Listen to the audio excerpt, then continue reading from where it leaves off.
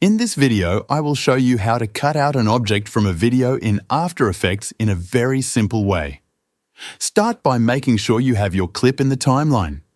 As you can see, I have a clip of this guy walking in a forest. Let's remove the background. To do that, double-click on your video inside the timeline. This will open it into its own layer window. Now go to the top toolbar and select the Roto Brush tool. If you see the Refine Edge tool instead, click and hold on it until the Roto Brush tool appears, then select it.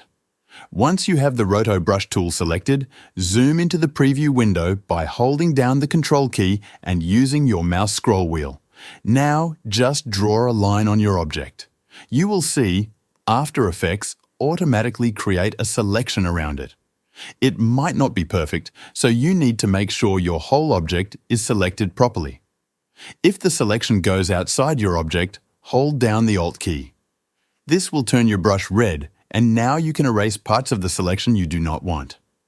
Once your object is properly selected, press the spacebar to play through the video. Watch closely to make sure your selection stays clean. If you see any mistakes, fix them by adding or removing parts with the Roto Brush. When you are happy with the selection, click on the Freeze button.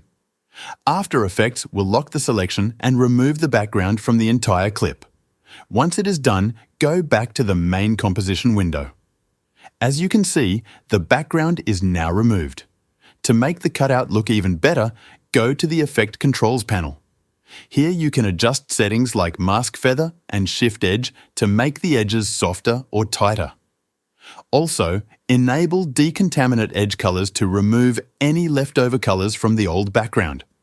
And that is how you can easily cut out an object from a video in After Effects.